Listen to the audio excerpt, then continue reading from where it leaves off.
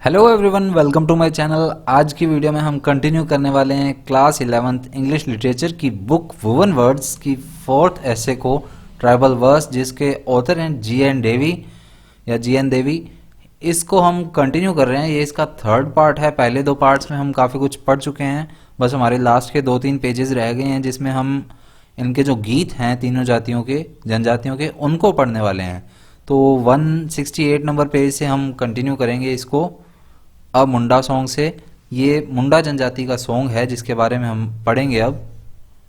So a Munda song, song of birth and death. हालांकि हमने जो शुरू में पढ़ा था उसमें इसके बारे में कुछ जानकारी दी गई थी, तो वहां पर सिर्फ बर्थ का सॉन्ग लिखा हुआ था, जन्म का सॉन्ग लिखा हुआ था, यानी कि जो बच्चे के जन्म पर गाया जाता है। बट यहाँ पर लिखा हुआ है a song of birth and death, यानी कि जो जन्म पर या फिर मृत्यु पर गाया जाता है सॉन्ग, वो वाला है।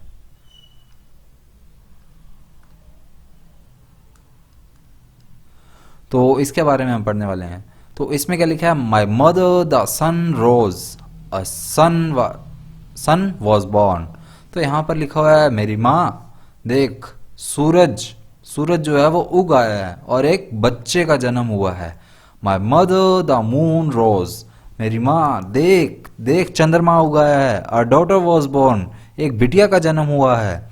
A son was born the cow shed was depleted, कि एक बच्चे का जन्म हुआ, एक लड़के का जन्म हुआ है। तो जो गायों का तबेला है, मवेशियों का जो तबेला है, जो जगह है जहां पर इनको रखते हैं काउ शेड में, गाय बैल को, वो मवेशियों की जो जगह है वो क्या हो गई है? खाली हो गई है, डिप्लेटेड हो गई है। A daughter was born the cow shed filled up, और ये जो काउ शेड, गाय बैल जो मवेशी होते हैं, उनका जो तबेला है वो भर चुका है। कब भरा है? जब एक बिटिया का जन्म हुआ है। तो ये देखिए यहाँ पर एक दूसरे से जोड़ा है। आगे इसका और भी डिस्क्रिप्शन आएगा जो मुंडा सॉन्ग का, उसमें ये बात आएगी। ये देखिए ट्रांसलेट किया गया है मुंडारी लैंग्वेज से ओरिजिनली। तो उसमें क्या बताया जाएगा ट्रांसलेशन में आगे, मतलब इसके बारे में जो डिस्क्रिप्शन आएगा, कि जब एक लड़की का जन्म होता है तब क्या होता है, ये काउशेड है ये भर आती है, यानी कि जब चंद्रमा उगता है, द मून रोज, क्योंकि एक बेटी का जन्म तब हुआ है जब चंद्रमा उदय हुआ है।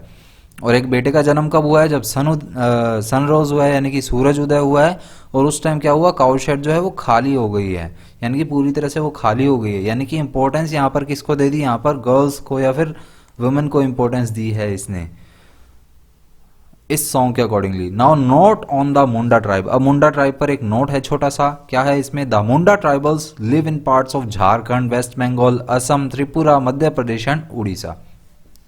तो ये मुंडा ट्राइब वाले, जनजाति वाले जो लोग हैं, वो झारखंड, पश्चिम बंगाल, असम, त्रिपुरा, मध्य प्रदेश और उड़ीसा के कई जगहों पर रहते हैं। They are also known as Horon और मुरा। इन्हें होरोन या मुरा के नाम से भी जाना जाता है। और ये जो होरोन या मुरा वर्ड है, इनका मीनिंग क्या होता है? हेडमैन ऑफ अ विलेज, यानी कि गांव का मुखिया। One of the most studied tribal communities in India. They also have an encyclopedia on them. अब ये क्या बात की गई है कि इंडिया में जितनी भी कम्युनिटीज़ हैं, ट्राइबल कम्युनिटीज़, जनजातियां, समुदाय हैं, उनमें सबसे ज़्यादा इस पर रिसर्च की गई है, मुंडा जनजाति पर। बहुत ज़्यादा इसे पढ़ा गया है, इसके बारे में जाना गया है। और साथ ही साथ आगे क्या कहते हैं कि इनका खुद का एक एनसाइक्लोपीडिया है, एक विश्वकोश भी है, एनसाइक्लोपीडिया मुंडारिका। इसका नाम क्या है? एनसाइक्लोपीडिया मुंडारिका, यानी कि मुंडारिका विश्वकोश। और इसमें टोटल 16 वॉल्यूम्स हैं, 16 बुक्स है इस एनसाइक्लोपीडिया के अंदर, by reverend John Baptist Hoffmann. अब यहाँ पर एक वर्ड आया है रेवरेंड। रेवरेंड का मतलब क्या होता है? ये मतलब होता है श्रद्धेय। श्रद्धेय जो है इसका मीनिंग होता है। और श्रद्धेय का एक्चुअल मीनिंग क्या होता है? एक उपाधि होती है। ये एक उपाधि होती है जो दी जाती है, किसे दी जाती है? जो ईसाई पादरी होते हैं उन्हें ये जो उपाधि है वो दी जाती है। तो रेवरेंड जो है ईसाई पादरी की एक उपाधि है। और ये कौन है? John Baptist Hoffmann. ये मतलब एनसाइक्लोपीडिया मुंडारिका जो है, ये लिखा किसने था? John Baptist Hoffmann. और उनके साथ कुछ जो ईसाई और बंदे थे, ईसाई विद्वान थे, कुछ और स्कॉलर्स थे, उन्होंने। और यहाँ पर एज भी लिखी हुई है, 1857 टू 1928 जॉन बैप्टिस्ट हॉफमैन की एज है। Now the Munda are probably the first of the Adivasis to resist colonialism. अब मुंडा जनजाति है वो ऐसे पहले आदिवासी हैं जिन्होंने की क्या है, कॉलोनियलिज्म का विरोध किया था, उन्हें रेसिस्ट किया था, उन्हें रोकने की कोशिश की थी उपनिवेशवाद को। And they revolted repeatedly over agrarian issues, यानी कि जो कृषि से संबंधित जो भी इशू उठकर आए थे, सामने आए थे, उसका इन्होंने विरोध किया था। The Tamar insurrection of 1819 to 20 protested against the breakup of their agrarian system, यानी कि ये जो मुंडा जनजाति है इनकी जो कृषि व्यवस्था थी ये बिगड़ गई थी। इसको लेकर इन्होंने ताम्र जो उग्र विवाद हुआ था, विद्रोह हुआ था, एक मतलब कि काफी ज्यादा बड़े लेवल पर विद्रोह हुआ था इसका, काफी गुस्से वाला ताम्र विद्रोह बोलते हैं इसे, जो कि 1819 से 20 तक चला था, वो भी इन्होंने किया था क्योंकि इनका जो कृषि का सिस्टम था वो बिगड़ गया था। In their quest to establish Munda raj and reform their society to enable it to cope with the challenges of time, they organized the famous millennial movement under Birsa Munda, where their leaders used both Hindu and Christian idioms to create a Munda ideology and worldview. बहुत ही अच्छी बात की गई है इसमें, that in their quest to establish मुंडा राज, यानी कि अपना मुंडा राज स्थापित करना चाहते थे, ऐसी इनकी इच्छा थी। एंड रिफॉर्म देयर सोसाइटी, और साथ ही अपने समाज में सुधार भी करना चाहते थे। और ऐसा क्यों करना चाहते थे ये, to enable it to cope with the challenges of time, यानी कि टाइम पर इनके सामने जो भी बाधाएं हैं, जो भी चैलेंजेस आए, उन्हें ये होल्ड कर सकें, यानी कि उन्हें रोक पाएं किसी ना किसी तरीके से। They organize the famous millennial movement under Birsa Munda, और इसके लिए इन्होंने एक मतलब आंदोलन शुरू किया था जिसे मिलेनियल मूवमेंट बोलते हैं, या हिंदी में इसे सहस्त्राब्दी आंदोलन भी बोलते हैं, जो इन्होंने बिरसा मुंडा के अंडर शुरू किया था। यानी कि इनके लीडर कौन थे, बिरसा मुंडा, जिनकी एज लिखी गई है 1874 to 1901, where their leaders used both Hindu and Christian idioms to create a Munda ideology and worldview. Okay, were their leaders, यानी कि इसके जो लीडर्स थे वो हिंदू और साथ साथ क्रिश्चियन दोनों तरह के नारे देते थे। और उसके पीछे इनका रीजन क्या था कि मुंडा जो जनजाति है वो ऊपर उठकर आए, उसका पूरे विश्व में एक नाम बने, यानी कि ये पूरे विश्व में इस विद्रोह को फैला सकें, फेमस हो सकें। However the uprising was quelled by the British, लेकिन क्या हुआ कि ये जो उग्रवादिता कर रहे थे, जो विद्रोह कर रहे थे, उसको ब्रिटिश लोगों ने, अंग्रेज लोगों ने किसी ना किसी तरह दबा दिया था। अब है note on the Munda song, यानी कि हमने जो ऊपर सॉन्ग पढ़ा मुंडा सॉन्ग, उसी के बारे में कुछ जानकारी दी गई है इसमें। That many ceremonies and rituals of the Munda are associated with birth, death and marriage, यानी कि काफ़ी सारे जो समारोह होते हैं, कुछ रीति रिवाज परंपराएं होती हैं मुंडा जनजाति के अंदर, वो या तो बर्थ से या डेथ से या फिर मैरिज से रिलेटेड होती हैं। Living in clause harmony with nature. अब यहाँ पर एक वर्ड आया है हार्मनी, उसके बारे में बात की गई है। दैट लिविंग इन ओके, कहाँ गए हम,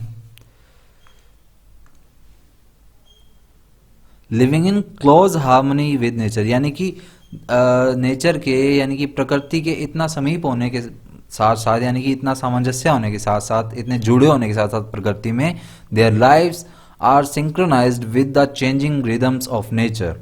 तो जितना ये प्रकृति से जुड़े हुए थे उतना ही क्या है, ये साथ साथ सिंक्रोनाइज होते गए, यानी कि जैसे जैसे नेचर के, यानी कि प्रकृति में बदलाव आए, उसकी रिदम चलती रही, वैसे ही ये नेचर के साथ साथ बदलते गए। सिंक्रोनाइज यानी कि किसी चीज़ के साथ साथ उसमें भी बदलाव होना, तो इनकी जिंदगियां भी उसी के साथ साथ बदलती गई। The seasons, the rising and setting of the sun and so on, and not by clock time. ये बहुत अच्छी बात कही है इन्होंने कि ये चाहे सीजन्स, यानी कि मौसम बदले, या दिन उगा, या फिर रात हुई, यानी कि सूर्यास्त हुआ, कुछ भी हुआ, ये इस प्रकृति के साथ चले, ना कि समय के साथ, यानी क्लॉक टाइम के साथ ना चलकर ये नेचर के साथ चलते रहे। The selected Munda song is sung to rhythmic folk tunes at the birth of a son और daughter and invariably communicates their close association with nature. अब ये जो हमने अभी मुंडा सॉन्ग ऊपर पढ़ा है, जिसका मैंने आपको लिटरल मीनिंग बताया है सिर्फ, तो वो किस लिए गाया जाता है, एक तो वो गाया जाता है रिदम में, रिदम फोक ट्यून में, यानी कि लोकगीतों में गाया जाता है। और ये सॉन्ग की चीज़ क्या है, बर्थ ऑफ अ सन और डॉटर, यानी कि किसी लड़के या लड़की के जन्म के बारे में है। And invariably communicates their close association with nature, और वो प्रकृति के साथ अपने संबंधों को प्रदर्शित कर रहे हैं किसी भी तरीके से कम्युनिकेट कर रहे हैं प्रगति से, वो उस चीज़ को रिप्रेजेंट कर रहे हैं। Cattle set off to the pastures in the morning and return to their sheds at sundown. अब कैटल यानी कि जो गाय बैल वगैरह होते हैं, उन्हें क्या है, चरागाह के लिए छोड़ दिया जाता है दिन में, और वो शाम को अपने मतलब जब अंधेरा हो जाता है यानी कि सूर्यास्त हो जाता है तो वो अपने शेड में वापस आ जाती हैं। The birth of A daughter is associated with a cow shade full of cows and that of the sun with its depletion. अब ये जो मैंने अभी आपको ऊपर सॉन्ग में बताई थी बात, वो यहाँ आ गई है कि जैसे किसी लड़की का जन्म होता है तो वो काउ शेड के भर जाने से, काउस के भर जाने से फिल किया गया, बताया गया, यानी कि जैसे लड़की का जन्म होगा तो वो जो गायों का तबेला है वो पूरी तरह से भर जाएगा, और जैसे लड़के का जन्म होगा दिन में तो वो क्या है, पूरा का पूरा खाली हो जाएगा। Clearly the daughter is considered to be a more precious asset than a son. तो यहाँ पर इन्होंने क्या किया, काफ़ी ज़्यादा मतलब बढ़िया बता दिया लड़की को बजाय लड़के के, यानी कि एक इम्पोर्टेंट एसेट बता दिया डॉटर को। This is probably because in Munda society the women have a dominant role to play in the various economic, social and ritual activities. और इसके पीछे कारण क्या है कि जो मुंडा समाज है उसमें औरतें जो है वो डिफरेंट टाइप के, चाहे इकोनॉमिकली यानी कि आर्थिक रूप से, सामाजिक रूप से, या फिर अपने रिचुअल्स में यानी कि अपने रीति रिवाजों में, अपने परंपराओं में क्या है, मेन रोल प्ले करती हैं, डोमिनेंट रोल प्ले करती हैं, यानी कि मुख्य पात्र की तरह होती हैं। तो ये था मुंडा सॉन्ग। अब आया है अ कोंद सॉन्ग। ये कोंद जनजाति से रिलेटेड सॉन्ग है। इसमें क्या बताया गया है, this we offer to you we can because we are still alive, if not how could we offer at all, and what we give a small baby bowl, take this and go away, whichever way you come, go back, return, don't inflict pain on us after your departure। Translated from the original Kond song. तो ये original Kond language से translate किया गया है English में। कौन सा song है, कोंद सॉन्ग है। और ये किससे रिलेटेड है, जब किसी की डेथ हो जाती है, कोंद जनजाति में किसी की डेथ हो जाती है तो वो क्या है, अपने घर परिवार से काफ़ी ज़्यादा प्यार करते हैं, तो वो उन्हें छोड़ के नहीं जाते हैं, उनकी आत्मा जो है वो वहीं भटकती रहती है, ऐसा कोंद जनजाति वाले मानते हैं। तो उसी आत्मा को दूर भगाने के लिए ये कोंद सॉन्ग जो है वो गाया जाता है। तो पढ़ते हैं इसमें क्या है, this we offer to you, ये जो हम तुम्हारे सामने पेश कर सकते हैं, वी कैन यानी कि हम कर सकते हैं, हाँ हम कर सकते हैं, because we are still alive, क्योंकि हम अभी जिंदा हैं, इफ नॉट अगर हम नहीं होते जिंदा, how could we offer at all, तो हम तुम्हें ये कैसे पेश करते ये सारी चीजें, एंड व्हाट और क्या ही पेश कर लेते अगर हम जिंदा ना होते तो। We give a small baby fowl, हम तो क्या है तुम्हें एक छोटा सा बच्चा दे सकते हैं मुर्गी का, take this and go away, तो इसे लो चुपचाप और यहाँ से चले जाओ, which ever way you come, जिस भी रास्ते से तुम आए हो वहीं से वापस चले जाओ, गो बैक रिटर्न, चले जाओ वापस जाओ, don't inflict pain on us after you departure, और हाँ एक बात का ध्यान रखना कि जब तुम चले जाओ तो क्या करना, तो हमें दर्द मत देकर जाना, don't inflict pain on us, हमें दर्द मत देकर जाना जाते हुए। ऐसा कौन सॉन्ग में रिप्रेजेंट किया गया है। अब एक्चुअल सॉन्ग तो हमें पता नहीं है, ये तो ट्रांसलेट किया गया है इंग्लिश में, तो उसी का मैंने आपको लिटरल मीनिंग बताया है। अब कौन जनजाति पर जो नोट लिखा गया उसके बारे में पढ़ते हैं, फिर जो सॉन्ग के बारे में डिटेल आएगी उसके बारे में पढ़ेंगे। So the term Kond is most probably derived from the Dravidian word Kond meaning hill. अब जो कोंद जो वर्ड है ना वो किससे लिया गया है, द्रविडन यानी कि द्रविड़ जो शैली है, द्रविड़ बोली है, उससे लिया गया है कोंद वर्ड, कोंडा से लिया गया है कोंद, जिसका एक्चुअल मीनिंग क्या होता है, हिल यानी कि पहाड़ी, divided into several segments and distributed over the districts of Andhra Pradesh, Chhattisgarh, Madhya Pradesh, Maharashtra and Orissa. These hill people speak the Kond language. अब आगे क्या बताते हैं ये कि यानी कि कई भागों में बांटा हुआ है, चाहे ये आंध्र प्रदेश में, छत्तीसगढ़ में, मध्य प्रदेश, महाराष्ट्र और उड़ीसा, यहाँ पर रहने वाले जो लोग हैं, हिल people speak the Kond language, वो क्या करते हैं, कोंद लैंग्वेज बोलते हैं, यानी कि कोंद भाषा बोलते हैं। दो हालांकि क्या, चलिए देखते हैं। दो most of them are bilingual and so convergent with the major language of the state to which they belong. तो वहाँ पर जो रहने वाले लोग हैं वो हालांकि बायलिंगुअल भी हैं, यानी कि द्वैभाषी भी हैं, यानी कि दो भाषाएं बोलने वाले हैं। And so convergent with the major language of the state to which they belong, और जिस भी स्टेट में वो रहते हैं वहाँ की जो मेन बोली है, जैसे मैं राजस्थान में रहता हूँ तो राजस्थानी बोली है, पंजाब वालों की पंजाबी बोली है मेन, और इसी तरह हर एक स्टेट की अपनी अपनी अलग अलग लगभग बोली है। तो उसमें क्या है, वो काफ़ी ज़्यादा कन्वर्जेंट है, यानी कि उनको बोलने में ज़्यादा दिक्कत नहीं आती है, वो अच्छे से समझ लेते हैं, बोल लेते हैं। द कौन religion is a mixture of the traditional faith of the Adivasis and Hinduism. अब यहाँ पर बात आती है कि जो कौन जनजाति है, कौन रिलीजन है, वो एक मिक्सचर है, एक मेल है। किस किस चीज़ का मेल है? Traditional faith of the Adivasis, आदिवासियों की जो परंपराएं चली आ रही हैं, उनके जो फेथ हैं उसका, और हिंदूवाद का, हिंदुइज्म का। They do not have any dowry system. अब ये बहुत अच्छी बात है इसमें जो लिखी गई है कि इनका कोई डाउरी सिस्टम नहीं है, कोई दहेज वाली यहाँ की प्रथा नहीं है। बजाय इसके क्या करते हैं, they do fix a bride price that the groom pays to the bride either in cash or in kind. उसकी बजाय ये क्या करते हैं, ये अपनी ब्राइड का, अपनी दुल्हन का एक फिक्स प्राइस बता देते हैं कि हाँ भाई ये दुल्हन का प्राइस है हमारा, जो भी दूल्हा इससे शादी करेगा, जो भी इसका ग्रूम होगा, उसे उतने पैसे देने पड़ेंगे, या तो ब्राइड को कैश में दे या फिर उसके बराबर की, यानी कि उतने ही पैसे की वो चीज़ लेकर दे उसको। ऐसा इनके यहाँ पर रिवाज रखा गया है। तो अब बढ़ते हैं a note on the Kond song. Kond song पर जो गीत है उसके बारे में जानते हैं। The Konds observe a number of rituals in connection with birth, puberty, marriage and death, with specific folk dances and songs for each occasion। अब ये क्या बताते हैं कि मतलब जो कौन लोग हैं, चाहे वो जन्म के बारे में बात करें या प्यूबर्टी यानी कि यौवन अवस्था आरंभ होती है लगभग 12-13 के आसपास, तब की बात करें, या फिर डेथ, मैरिज होती है यानी कि कोई शादी विवाह है, या फिर डेथ है, उनके पास हर एक तरह की परंपरा के लिए क्या है, कोई ना कोई फोक डांस है, कोई ना कोई सॉन्ग है हर एक ओकेजन के लिए, जिसके वो पालन पोषण करते हैं, जिससे कि वो मतलब आगे अपना बढ़ते रहते हैं हर एक अवसर के लिए। They believe in the existence of gods and spirits both benevolent and malevolent. अब वो क्या करते हैं, भगवान में भी विश्वास करते हैं और साथ ही साथ आत्मा में भी विश्वास करते हैं। अब भगवान तो क्या है, बेनवेलेंट है यानी कि दयालु है, परोपकारी है, और स्पिरिट यानी कि आत्मा जो है, स्पिरिट्स जो हैं वो मेलवेलेंट हैं, यानी कि वो थोड़े नष्टकारी हैं, अनिष्टकारी, यानी कि काफ़ी ज़्यादा मतलब नुकसान भी पहुंचा सकते हैं। तो अभी हमने सॉन्ग, मैंने कौन सॉन्ग स्टार्ट करने से पहले आपको थोड़ा बता दिया था इसके बारे में, तो उसी पर ये नोट है। तो चलिए देखते हैं अब आगे। The song here, okay, so the song here is sung at the death of a person beseeching the spirit of the dead to stop troubling the living।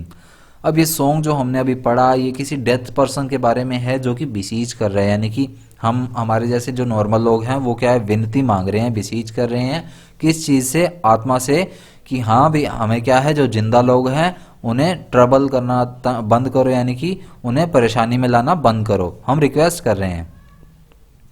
It is based on the Kond belief that people love their homes so much that their souls are reluctant to leave the hearts even after death। और अब क्या है, ये कौन जनजाति के लोग हैं जो ऐसा मानते हैं कि वो अपने घरों से तो बहुत ज़्यादा प्यार करते हैं, इसीलिए उनकी जो आत्मा है वो वहीं रह जाती है, चाहे उनकी मृत्यु क्यों ना हो जाए, तो मृत्यु के बाद भी वो अपने हर्थ को यानी कि अपने चूल्हे को छोड़कर जाने के लिए नहीं मानती है, यानी कि अपने घर परिवार को छोड़कर जाने के लिए। These spirits, though generally kind, can become harmful at times since they are now unable to participate in earthly life। Important line है, नोट कर लीजिएगा कि ये जो आत्माएं होती हैं, कौन जनजाति से रिलेटेड आपके एग्जाम में क्वेश्चन आता है तो इससे बन सकता है कि ये जो आत्माएं होती हैं ये हालांकि दयालु होती हैं, लेकिन कभी कभी ये नुकसान भी पहुंचा सकती हैं, हार्मफुल भी हो सकती हैं। क्योंकि अब उसके पीछे रीज़न क्या है हार्मफुल होने का, क्योंकि अब वो अर्थली लाइफ में यानी कि अपने जीवन में, यानी कि धरती पर जो जीवन है हमारा, उसमें पार्टिसिपेट नहीं कर सकते हैं, इसीलिए कभी कभी वो गुस्से में आकर हमें हार्म भी पहुंचा सकते हैं, नुकसानदेह भी हो सकता है हमारे लिए वो। It is therefore customary to make generous offering to the spirit. और इसीलिए अब वो क्या करते हैं, वो इस चीज़ को अपना कस्टम बना लेते हैं, यानी कि एक तरह का रिवाज बना लेते हैं। कस्टमरी यानी कि रिवाज बनाना, रिवाज में लाना। तो इसको वो अपना एक रिवाज बना चुके हैं कि हाँ स्पिरिट को यानी कि आत्मा को कुछ ना कुछ क्या करो, ऑफरिंग्स दो, यानी कि उसे कुछ उपहार वगैरह देने चाहिए। The song begins by saying that the dead spirit will be able to receive offerings only if the others in the family continue to live and prosper. अब ये सॉन्ग जो है इसकी एक्चुअल तो हमें पता नहीं किस तरह गाया जाता है सॉन्ग, हमने तो इसका जो लिटरल मीनिंग है वही पढ़ा है। तो ये सॉन्ग किस चीज़ से शुरू होता है, एक ऑफरिंग रिसीव करने से होता है जो कि आत्मा रिसीव करती है। वो रिसीव तब ही करती है जब उसके बाकी फैमिली मेम्बर्स जो हैं वो जिंदा हों, वो भी लिविंग कर रहे हों, यानी कि वहाँ पर रह रहे हों, तभी वो इस चीज़ को एक्सेप्ट करते हैं। They reveal their willingness to do anything to make the spirit happy. अब वो जो कौन जनजाति वाले लोग हैं वो मतलब इसमें बढ़ चढ़कर भाग लेते हैं ताकि जो आत्मा है वो खुश हो सके, बट इन रिटर्न लेकिन उसके बदले में उनकी भी कुछ मांग होती है, और वो मांग क्या होती है, that the spirit must also promise that not to trouble them with its visits, यानी कि वो आत्मा जो है फिर बार बार आकर उन्हें तंग ना करे, ऐसा वो उससे प्रोमिस लेते हैं। तो ये था कोंद जनजाति के बारे में जो सॉन्ग था उसके रिलेट में। अब आता है आदि सॉन्ग। आदि सॉन्ग फॉर द रिकवरी और लॉस्ट हेल्थ। आदि सॉन्ग आदि जनजाति का है, किस लिए गाया जाता है, ताकि किसी लॉस्ट हेल्थ की रिकवरी के लिए, यानी कि अगर कोई बंदा जो है वो बीमार हो गया है तो उसकी हेल्थ को कैसे रिकवर किया जा सके उसके बारे में ये सॉन्ग है। तो जो मैंने आपको चैप्टर की स्टार्टिंग में कहे थे, लास्ट में दिए हुए हैं नोट्स चैप्टर खत्म होने के बाद, वो नोट्स काफ़ी इंपॉर्टेंट है, और वो नोट्स जो हैं वो सारे इसी सॉन्ग से रिलेटेड हैं, यानी कि इसी सॉन्ग के अंदर आ जाते हैं सारे के सारे। तो पहले उन नोट्स को पढ़ लेते हैं हम। अब ये वाले जो नोट्स हैं तो इसको पढ़ लेते हैं हम, इसके मीनिंग जान लेंगे पहले। बिलव्ड वन का मीनिंग क्या है, द लव्ड नेफ्यू और नीस हु इज इल, यानी कि कोई जो भतीजा भतीजी जो भी है जो कि इल है यानी कि बीमार है, उसके लिए बिलव्ड वन यूज किया गया है यहाँ पर। I come forward here to save you. अच्छा एक बात बता दूं, ये जितने भी यहाँ पर वर्ड्स लिखे हुए हैं, जो फ्रेजेस लिखे हुए हैं, वो सारे आदि ट्राइब का जो सॉन्ग है इस चैप्टर के अंदर उसी में आ जाते हैं, उसी के अंदर मिलेंगे आपको सारे के सारे। I come forward here to save you, तो ये कौन बोलता है और इसका मीनिंग क्या है, the maternal uncle of the sick person, यानी कि बीमार बच्चे का या बीमार बच्ची का जो मामा है वो ये बात बोलता है। Comes forward to perform the ritual for the return of the spirit of good health, यानी कि वो जो अच्छी हेल्थ है उसे रिक्वेस्ट कर रहा है उसका मामा, रीति रिवाज उसके लिए परफॉर्म कर रहे हैं कि आओ जो हमारा जो बीमार शरीर है उसके अंदर तुम प्रवेश करो, गुड हेल्थ को ये बात बोली जा रही है इसमें। तो ये किस लिए है, मामा बचाने आता है अपने भतीजे को, रिचुअल परफॉर्म करने यानी कि परंपरा को परफॉर्म करने। एम्यूल, एम्यूल का क्या मीनिंग है, यहाँ पे टी साइलेंट है, इसी का पूरा मीनिंग दिया गया है, हेयर अ हीलिंग ऑर्नामेंट। तो जो एम्यूल वर्ड दिया गया है वो एक ऑर्नामेंट है, किस तरह का ऑर्नामेंट है वो भी इंपॉर्टेंट है। तो ऑर्नामेंट ये कोई मतलब ऐसे गाना बजाने वाला कुछ नहीं है, इसे हम तावीज कह सकते हैं, एक तरह का जो कि रिकवरी करता है, हीलिंग यानी कि किसी को रिकवर करना फिजिकली या फिर मेंटली, तो उसके लिए जो तावीज होता है हेल्थ को बेटर करने के लिए वो बोला गया है यहाँ पर। Now listen to the sound of this ornament, यानी इसका क्या मीनिंग है, this line and the ones that follow and are addressed to the spirit of good health to request it to return to the ill body. अब ये यहाँ पर क्या कह रहे हैं, ये लाइन बोली किसके लिए गई है या किसे एड्रेस करके बोली गई है, वो एड्रेस किया गया है स्पिरिट ऑफ गुड हेल्थ यानी कि अच्छी हेल्थ यानी कि अच्छी सेहत की आत्मा को ये बोला गया है, रिक्वेस्ट की गई है कि आओ इस बीमार शरीर में वापस आ जाओ, लौट आओ। नाउ योर स्वीट होम, इसका क्या बताया है, the ill body which is the real home of the spirit of good health. Your sweet home किसके लिए यूज किया गया है, एक बीमार शरीर के लिए जो कि हालांकि वर्तमान में बीमार है लेकिन वही उसका रियल घर है। गुड हेल्थ को ये बात बोली जा रही है कि तुम अपने रियल हाउस में आ जाओ, अपने स्वीट होम में आ जाओ और इस इल बॉडी को क्या है, रिकवर कर दो, सही कर दो। रिडिन, रिडिन क्या है, एक क्रीपर है, एक बेल है, पेड़ पर जो बेल होती है ना उसके बारे में बोला गया है। That is suppose to have special medicinal qualities. कई बार हम मानते हैं जैसे लक्ष्मण जी रामायण में देखते हैं वो जड़ी बूटियों से ठीक हुए थे जो कि हनुमान जी लेकर आए थे, तो वो भी एक तरह की बेल ही थी। तो उसी में मेडिसिनल क्वालिटी यानी कि जड़ी बूटियां हैं, ऐसी बेल के लिए बोला गया है कि जो मतलब बेटर कर देती हैं, मेडिसिनल क्वालिटीज होती हैं जिसमें, यानी कि जो किसी चीज़ को हेल्थ को रिकवर करने में हेल्प करती हैं। Fasten your soul to the body, यानी कि ये बोला गया है उस सोल को, गुड हेल्थ की सोल को, कि हाँ तुम अपनी बॉडी में वापस जल्दी आ जाओ। The ridden creeper will tie the spirit of good health to the body to ensure its continuous presence.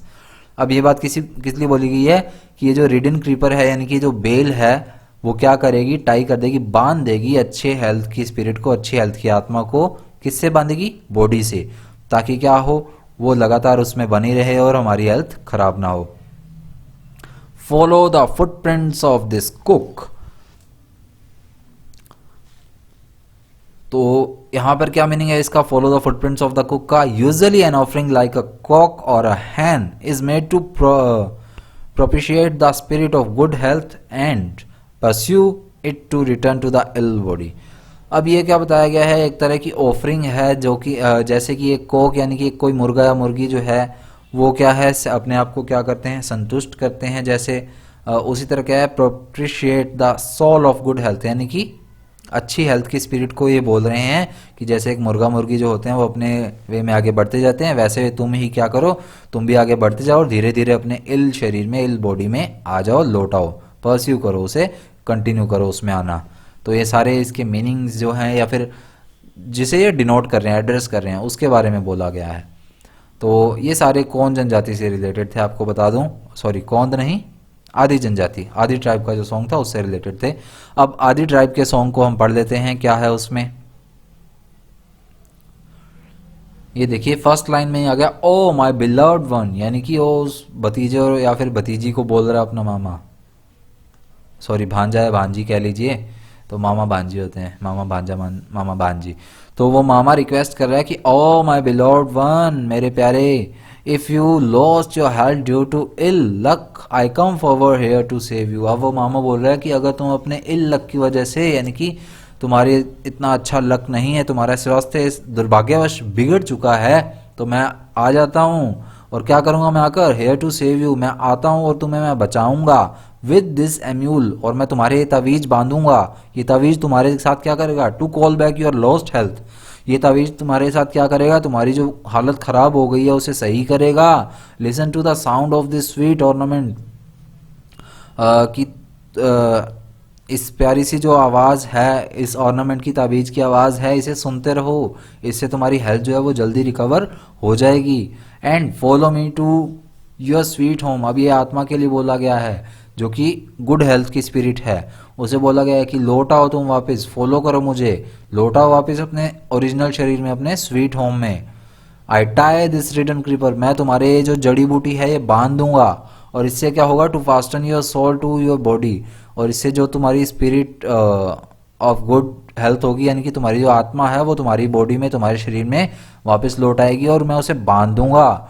Follow the footprints of this cook, और मतलब इस कुक के यानी कि इस मुर्गे या मुर्गी के फुटप्रिंट्स पर चलो, come with me to your home, ये तो एक सिर्फ डिनोट किया कि हाँ चल कर आओ, आते जाओ और जल्दी से अपने रियल होम में, अपने रियल शरीर में वापस लौट आओ। ट्रांसलेटेड फ्रॉम द ओरिजिनल मिरी अगम, मिरी अगम इनकी एक लैंग्वेज है आदि ट्राइब की, उसे ओरिजिनली ट्रांसलेट किया गया है। अभी मिरी अगम वगैरह के बारे में हम पढ़ेंगे, तो चलिए आगे बढ़ते हैं। अ नोट ऑन द आदि ट्राइब, आदि ट्राइब का जो नोट है उसके बारे में पढ़ लेते हैं अब। आदि is a generic term denoting hill people and it concludes a number of groups. अब आदि जो है वो एक साधारण सा शब्द है, पहली बात तो ये जो पहाड़ी लोग होते हैं और इसमें काफी सारे ग्रुप्स होते हैं उनके लिए यूज किया जाता है, उसको डिनोट करता है। It may be applied to all the hill tribes around the Brahmaputra valley. तो जो ब्रह्मपुत्र घाटी है उसके आसपास जितने भी पहाड़ में रहने वाले जनजाति वाले लोग हैं उन्हें माना जाता है, उनके लिए अप्लाई किया जाता है ये। The Adi are however concentrated in the East and West Siang district of Arunachal Pradesh. अब जो आदि जनजाति वाले लोग हैं, हालांकि वो कहाँ रहते हैं, अरुणाचल प्रदेश का एक डिस्ट्रिक्ट है सियांग, उसके ईस्ट और वेस्ट यानी कि पूर्व और पश्चिम दिशा में रहते हैं। दे believe that every object in the universe, be it human beings, animals, trees or birds, have a spirit that needs to be nourished and propitiated। तो ये क्या कहते हैं, propitiate, satisfy करना होता है, शायद ऊपर आया था मैंने बताया नहीं आपको। तो किसी चीज़ को सेटिस्फाई करना, किसी चीज़ को संतुष्ट करने के लिए यूज़ किया जाता है। So they believe that every object, यानी कि वो मानते हैं कि दुनिया में जितने भी ऑब्जेक्ट्स हैं, चाहे वो ह्यूमन बींग्स हैं, एनिमल्स हैं, ट्रीज हैं, बर्ड्स हैं, सभी में एक आत्मा होती है, सभी में जीवन होता है। तो उन्हें क्या है, नरिश किया जाना चाहिए, यानी कि उनका भी पालन पोषण होना चाहिए, उन्हें भी क्या है, सेटिस्फाई किया जाना चाहिए, संतुष्ट किया जाना चाहिए। Dependent on nature for many of their needs, यानी कि अब जो रहने वाले लोग हैं वो हमेशा नेचर पर तो डिपेंड करते ही हैं। दे believe that equilibrium in nature must always be maintained. तो वो ऐसा मानते हैं कि जो मतलब यहाँ पर प्रकृति में जितने भी लोग हैं वो रह रहे हैं, तो उनका संतुलन बनाए रखना तो बहुत ज़रूरी है, चाहे जितने भी लोग रह रहे हैं। Even though hunting is considered not just a means of procuring food but also an expression of courage and skill. They still believe that human beings must hunt for survival, not for greed. ये बात अच्छी बोली है इन्होंने यहाँ पर कि ये जो कहते हैं कि हंटिंग यानी कि जो शिकार करना है वो सिर्फ भोजन प्राप्त करने के लिए नहीं होता, यानी कि पेट भरने के लिए नहीं है सिर्फ। उसको मतलब परफॉर्म करने के लिए क्या है, उन्हें काफ़ी ज़्यादा वीरता भी चाहिए, काफ़ी ज़्यादा करेज चाहिए, उनके पास स्किल होने चाहिए उसको परफॉर्म करने के लिए, चाहे वो अगर किसी चीज़ का शिकार कर रहे हैं तो। They still believe that human beings must Hunt for survival and not for grids. और वो अभी भी ऐसा मानते हैं कि जो लोग हैं उनको जीवित रहने के लिए ही शिकार करना चाहिए, न कि अपनी ग्रीड के लिए, यानी कि अपने लालच के लिए शिकार न करें, सिर्फ जीवन यापन करने के लिए शिकार करना चाहिए। तो ये नॉर्थ ट्राइबल आदि ट्राइब पे थोड़ा सा और रह गया है चैप्टर हमारा।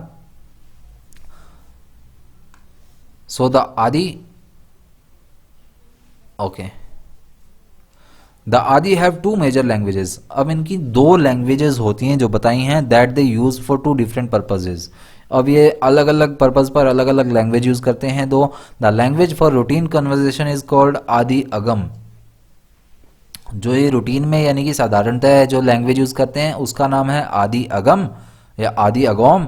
The second major language still in use is Miri Agam, जो हमने ऊपर पढ़ा था जिससे ट्रांसलेट हुआ गीत। और जो इनकी जो द्वितीय मुख्य भाषा है वो कौन सी है, मेरी अगोम, जिससे कि हमारा गीत भी ट्रांसलेट हुआ है। A highly arithmetic language use for chanting during their rituals.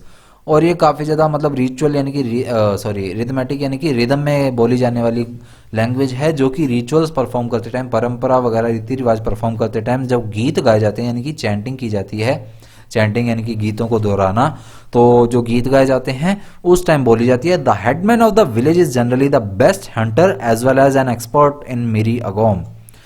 अब बात आती है कि जो विलेज का मुखिया होता है वो जो होता है वहाँ का उनका बेस्ट हंटर होता है, और साथ ही साथ वो उस लैंग्वेज को बोलने में एक्सपर्ट होता है जो कि इनकी मुख्य भाषा है Miri Agom. Both languages are living languages and rituals and ceremonies provide the occasion for the teaching of Miri Agom to the younger generation. अब जो दोनों लैंग्वेजेस हैं वो वर्तमान में भी अस्तित्व में है, यानी कि वर्तमान में भी बोली जाती हैं, जीवित भाषाएं हैं। साथ ही साथ क्या है, जो भी रिचुअल्स परफॉर्म किए जाते हैं, रिचुअल्स सेरेमनीज के टाइम में परफॉर्म किए जाते हैं इनके, तो जो सेरेमनीज के टाइम रिचुअल परफॉर्म किए जाते हैं तभी ये मेरी अगम जो लैंग्वेज है यूज़ की जाती है। उस टाइम ये जो यंगर जनरेशन वाले होते हैं इनके पास एक मौका होता है कि हाँ इन्हें देखते रहो, अच्छे से सीखो, तो तुम इस लैंग्वेज को क्या है सीख पाओगे, अच्छे से इनको पढ़ पाओगे। पढ़ तो नहीं पाएंगे, खैर सीख ही पाएंगे हम बोलेंगे। तो अब है अ नोट ऑन द आदि सॉन्ग, यानी कि हमने जो आदि सॉन्ग पढ़ा उस पर एक छोटा सा नोट है जो हम पढ़ेंगे अब। The song selected here is actually a mantra that is chanted in Meri Agom to lure the spirit of good health back to the body of a sick person. अब ये जो गीत है जो हमने अभी ऊपर पढ़ा है आदि सॉन्ग, ये क्या है, एक तरह का मंत्र है। इसका क्या किया जाता है, जाप किया जाता है। किस लैंग्वेज में गाया जाता है, मेरी अगोम में गाया जाता है। और किस लिए गाया जाता है, ताकि जो अच्छी हेल्थ की स्पिरिट है, गुड हेल्थ की स्पिरिट है, वो एक सिक पर्सन की बॉडी है उसमें वापस आ जाए, अपने रियल हाउस में वापस आ जाए, पुनः प्रवेश करवा सके, उसके लिए गाया जाता है। The Adi believe that a person falls ill when the spirit of good health abandons the body due to some shock if it may suffer. अब जो आदि जनजाति वाले लोग हैं वो ऐसा मानते हैं कि एक आदमी जो है वो बीमार कब पड़ता है, जब उसकी अच्छी हेल्थ होती है, यानी कि अच्छी हेल्थ वाली जो आत्मा होती है वो मना कर देती है इस चीज़ से, यानी कि छोड़ जाती है अपने, मतलब किसी चीज़ का उसको शौक लगता है कि उस वजह से वो ज़्यादा सफ़र नहीं कर पाती और उस हेल्थ शरीर को छोड़ जाती है, उस बॉडी को। The above lines are chanted in a ritual perform by the maternal uncle of the sick person. और अभी जो हमने ऊपर लाइनें पढ़ी हैं आदि सॉन्ग में, वो किसके द्वारा परफॉर्म की जाती हैं? एक तो रीति रिवाज में, परंपराओं में परफॉर्म की जाती हैं, यानी कि उसका रीति रिवाज होता है अलग से, और वो परफॉर्म करता है मैटरनल अंकल, यानी कि मम्मी का जो भाई होता है, यानी कि मामा होता है, वो इस चीज़ को परफॉर्म करता है ताकि जो सिक पर्सन है उसकी जो गुड हेल्थ है वो वापस उसकी बॉडी में आ सके, इसके लिए परफॉर्म किया जाता है। तो ये हमारे जो 3 सॉन्ग हैं वो हमने अभी पढ़ लिए हैं। कौन कौन से पढ़े हमने अभी? एक तो पढ़ा हमने मुंडा सॉन्ग, एक पढ़ा कौन सॉन्ग, यहाँ पर लिख देता हूँ मैं, मुंडा सॉन्ग पढ़ लिया हमने, कौंध सॉन्ग पढ़ लिया और आदि सॉन्ग पढ़ लिया। ये 3 सॉन्ग हमने पढ़ लिए हैं आज, यही हमारे पेंडिंग रह गए थे। तो इसी के साथ हमारा जो ऐसे है वो कंप्लीट हो चुका है। तो मिलेंगे बाकी नेक्स्ट वीडियो में नेक्स्ट चैप्टर की एक्सप्लेनेशन के साथ। तो मिलते हैं नेक्स्ट चैप्टर की एक्सप्लेनेशन के साथ। Tata bye bye, thank you, जय हिंद।